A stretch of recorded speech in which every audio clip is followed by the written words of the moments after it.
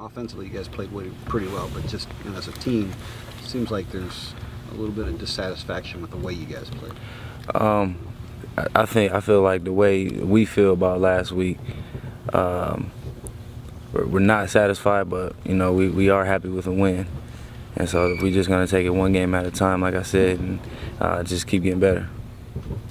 Devin, what's the feeling in the huddle? Coach Meyer said the second half, offensively, he really felt like you guys really had it going. You look at the drives, your 10, 11, 12 play drives down the field. What's the feeling in the huddle? Do you get a rhythm going to the offense because you're mixing run and pass well? What is the feeling like when you guys kind of get on a roll like that and kind of take over a game? Mm-hmm. Well, we don't huddle much. Oh, well, that's true. I shouldn't. That was a misspeak, but on the field, I should say. Yeah, the mentality was a lot different. You can see it in guys' eyes. They were ready to play, and they knew first half that that wasn't us, and that wasn't how we come out as we did beginning of the season. And halftime we just rallied together. And we came out fired in the second half. Yeah, the last two games, what's been missing at the start? I mean, even Coach Meyer commented after the game that he wants y'all to get back to the hot starts and stuff. Of course, you only had the ball three times in the first half anyway, but what's kind of been missing, you think, Devin? Just finishing drives. I mean, as you can see, against Northwestern, we was driving down, easily, but we couldn't get it in the end zone. And I feel like we need to start finishing in the end zone when we get down there. Hey, when you guys watch, you guys are all blocking on wide receivers, but Philly had some remarkable blocks on Saturday. What's that all about with him, do you think? And how does that carry over to the rest of you guys? We drill it a lot in practice, and it's carrying over in the game. And Coach Smith, he gets on us, every single week about blocking, and we work extremely hard, and it's carrying over. Devin, can you take us inside the locker room a little bit at halftime? I understand that Philly was pretty intense. What did he say? It's almost like he woke you guys up a little bit. We came in and, you can kind of tell that the locker room was dead, just from everybody just really not saying nothing, everybody looking at each other. And we right before we went out, Coach Meyer talked to us and told us that he's like, we need to step it up. And then Philly just stood up and basically just said, this is not how we play. And he was screaming and, just letting it pour out, really. And, like I said, basically he was just saying, this is not us, this is not how we play. We need to come out this half and, really show them what we about.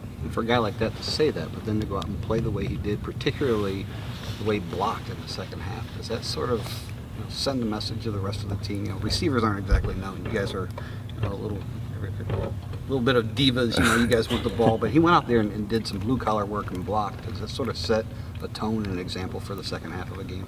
Yeah, I think things like that, for a player to really jump on, a whole football team in a game like that, and really go out in the second half and back what he set up in the locker room, I think just shows the character that he has. And I think that example, will always be looked up to. Devin, you guys were talking about the blocking of the receivers. Can you go through specifically on your touchdown when you guys had trips on the right? It seemed like I think Chris and Philly both got the blocks on that. Just how you guys executed that play. They blocked it real well, and I just did the rest. We worked on stuff like that all week. We got relief throws and stuff. So, they just got on their man perfect and pinned him, and I just did the rest. So, when you guys line up like that with the three receivers on one side, does that put pressure on a defense? Because, obviously you guys could run a play like that where two guys are blocking, or you can put pressure where you're all, going out and do a pattern. What's that look do to a defense? You don't know what's going to happen, because it could be, all three of us running routes, or it could be a screen to either one of us. So I think, when we lined up like that, it really puts the defense in the bind. When coaches show trust and confidence in players, a couple weeks ago, Urban talked about he was real close to going to Kenny in the Northwestern game. He ultimately didn't. He did not make that decision, and then you get a game from Braxton like you did Saturday. How important is coaches showing that trust and confidence in players to sort of enable you guys to perform? He likes to see us perform well at practice, because if we perform well in practice, you'll perform well in the game. And so he put us in different situations in practice. So when game time comes, you know, it's just second nature. Hey, Devin, can you take us through the talk that Coach Meyer had with you guys about BCS standings coming out yesterday and just kind of where you guys stand in national scale? You know, he told us, you know, not to worry about it too much. You know, just keep playing football, keep getting better, and just taking one game at a time, and everything will fall into place. And what was your reaction when you saw it? To be honest, I really didn't know. It really didn't matter to me. I just want to keep winning ball games. The fact that he brought it up, what does that mean to you guys? I mean, does it enforce that it is important, but also to keep your nose to the grindstone? Well, what's the message there that you took? How I took it is just he got a lot of confidence in us, and I think the way that we've been playing, you know, each and every week, you know, especially, you know, these past couple of weeks with how tight these games been, and us pulling out the win, I think he has, you know, all-time high confidence in us. Devin, Braxton 2 more questions. played a previous most complete game.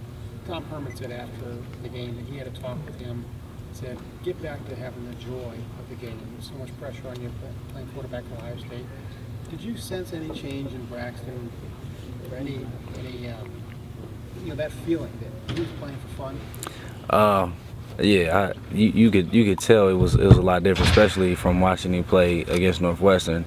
I just felt like at Northwestern he felt like he had to do a little more than what he usually does. And you know, this game he just came out relaxed and knew exactly what he had to do. You know, made his reads, made the throws, and made plays, and that's who Braxton is. Did you tell he was having fun out there? Did he say anything? Can you just sense it? Oh yeah, absolutely. You know, we I think the receivers we're the most silly group because we make sure we have fun. We put the work in during the week, but when game time comes, you know, that's our time to have fun and just go out there and just show everybody what we're about. And you know, you could tell with Braxton, he had a smile on his face every time he made a play, and you could tell he enjoys playing the game of football. Penn State, is that a big game? You know, the Ohio State, Penn State traditionally through the years has been a rivalry game. Here it comes again this week. Does it feel any different? What is the feeling going into this week? Night game coming up Saturday.